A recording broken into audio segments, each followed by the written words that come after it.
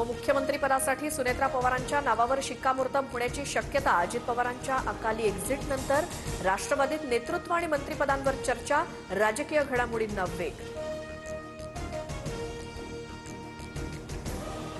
राष्ट्रवादीच्या सर्व आमदारांना उद्या मुंबईमध्ये पाचारण. उपमुख्यमंत्रीपदावर एकमुखानं निर्णय घेणार सूत्रांची माहिती. तर थोड्याच वेळात सुनील तटकरेंची पत्रकार परिषद. काय बोलणार याकडे लक्ष.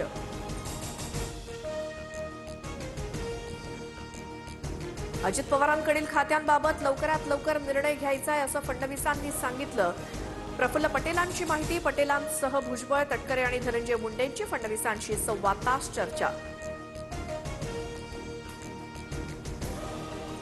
दोन्ही राष्ट्रवादी विलिनीकरणाबाबत पवार कुटुंब एकत्र बसून निर्णय घेणार. आज किंवा उद्या निर्णयाची शक्यता.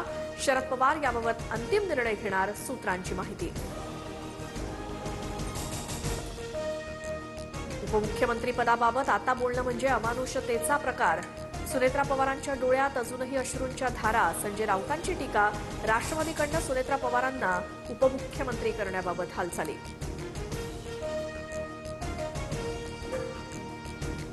मुख्यमंत्री फडणवीस यंदा राज्याचा अर्थसंकल्प मांडण्याची शक्यता. अजित पवारांच्या निधनामुळे फडणवीस अर्थसंकल्प मांडणार असल्याची माहिती. 23 फेब्रुवारीपासून अर्थसंकल्पीय अधिवेशन. अजित पवारांकडनं काही दिवसांपूर्वीच मंत्रालयात अर्थसंकल्पाबाबत बैठक. राज्याचा महसूल वाढवण्यासाठी बैठकीत चर्चा. 8 तारखेपासून बैठकांचं आयोजन ठरलेलं होतं अशी देखील माहिती.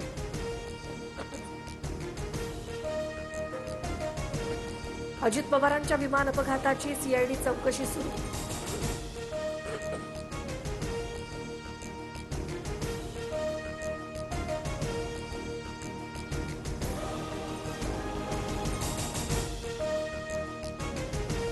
अजितदादांना अखेरची सलामी देताना पोलीस कर्मचाऱ्याकडनं मिसफायर. सलामी देण्यासाठी बंदूक लोड करतानाच मिसफायर. गृहमंत्री अमित शहा अनेक मोठे नेते असताना मोठी दुर्घटना टळली.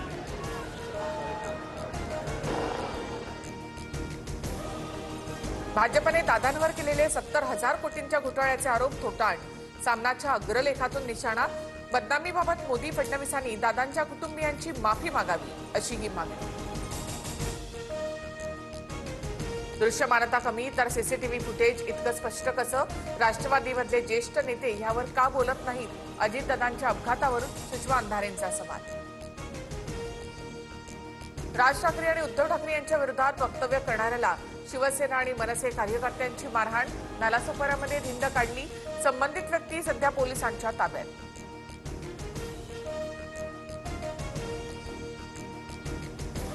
पुण्यावरून नागपूरला जाणाऱ्या वडेट्टीवार गटाच्या नगरसेवकांना शिवीगाळ धमकी देणाऱ्यांमध्ये 10 ते 15 जणांचा समावेश. 1 जण ताब्यात. 6 जणांच्या विरोधात गुन्हे दाखल. काँग्रेस उमेदवार सौरभ ठोंबरेंनी आरोप फेटाळले. 5 महिन्यांमध्ये 35,000 मराठा कुणबी प्रमाणपत्रांचं वाटप. बीड जिल्ह्यामध्ये सर्वाधिक 23,000 प्रमाणपत्र वाटली. हैदराबाद गॅझेटियरनुसार प्रमाणपत्रांचं वाटप.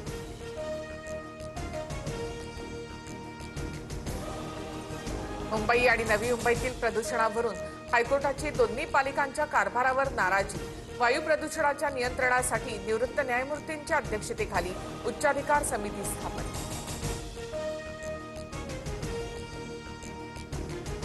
अलमट्टी धरणाची उंची वाढवण्यास केंद्रीय जल आयोगाचा नकार. फक्त दुरुस्तीला परवानगी दिल्याचं देखील स्पष्ट. कोल्हापूर आणि सांगली जिल्ह्यांना मोठा दिलासा. निर्मला सीतारामन यांनी मांडलेल्या आर्थिक सर्वेक्षण अहवालामध्ये लाडकी बहीण योजनेचा उल्लेख. लाडकी बहीणसारख्या योजनांमुळे अनेक राज्य कर्जात गेल्याचा अहवाल.